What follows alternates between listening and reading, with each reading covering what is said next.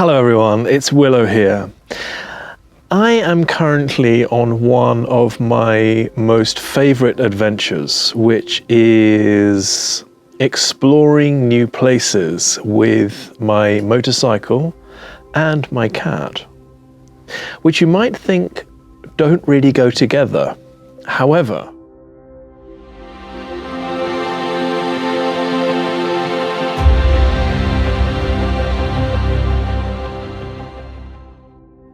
I have a motorcycle that loves adventures, and I also have a cat that loves adventures too.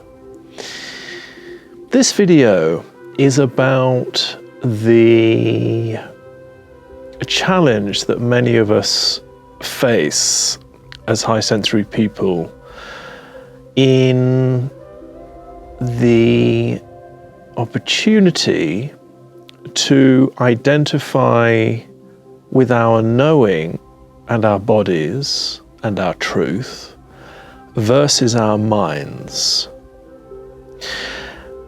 Undertaking a trip like this it's normal in many senses. Yes, it's about packing a motorcycle and exploring a new place. For a high sensory person, there are a lot of moving parts that can become overwhelming and inhibit one from really enjoying such an excursion, which brings enormous benefits. I find all sorts of really important pieces on these types of trips. But it's not easy to overcome the challenge of the mind. And this is a good example of how to manage and overcome that. Sometimes the days leading up to this sort of trip can be heavy with work. They can be heavy with organization. They can be heavy with things that I didn't think about. So when the day comes, I can be fairly tired before the trip even begins. And there's also all of the organization and the preparation and the foresight of what the trip is really going to bring.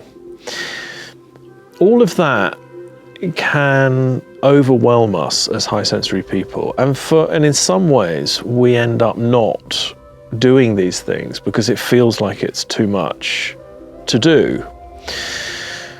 However, we always have the ability and the capacity to tune in to the deeper competence that is within all of us that will hold us and keep us supported and safe and in a place of joy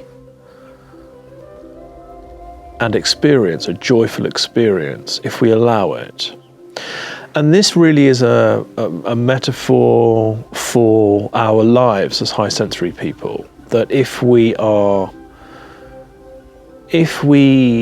identify with our minds rather than the truth of who we are, the competence of who we are, the knowing of who we are, life not only becomes very difficult, but it also means that we miss out on a great deal of who we are, what we make possible through being who we are, and the opportunity to witness for ourselves that whilst the mind is designed to keep us safe, it is not designed to help us really enjoy life, adventure, and experience.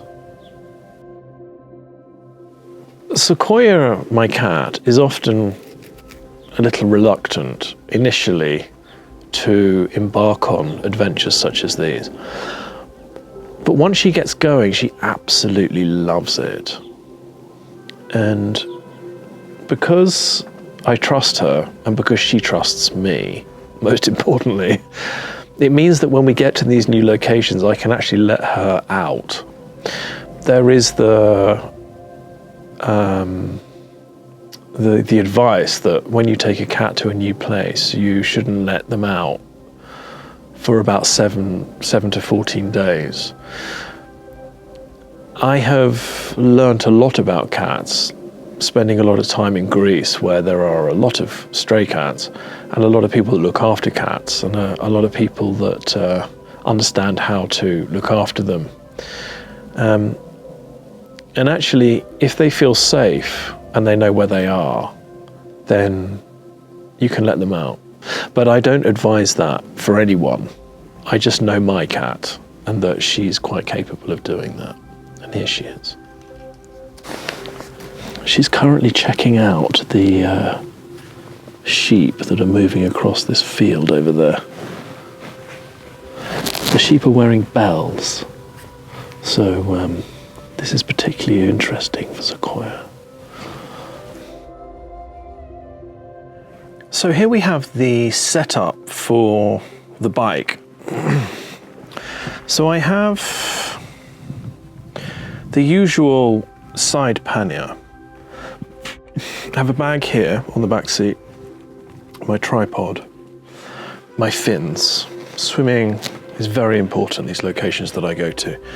And then I have the top box here, which is extremely useful for locking things.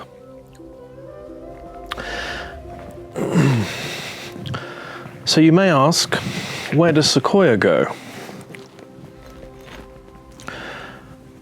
Sequoia goes in this bag here. Let me just show you the bag. So Sequoia goes in this bag here. It's never easy getting on when everything is geared up, but she goes in this bag, which sits quite nicely just there. And then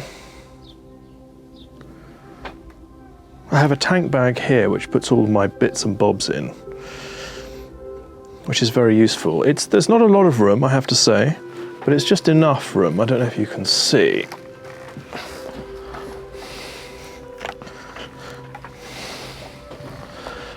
So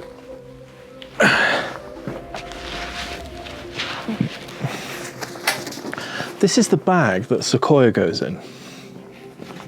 It has a little window here, which actually I don't really use because she'll just jump out of that. But it's mesh, so she can breathe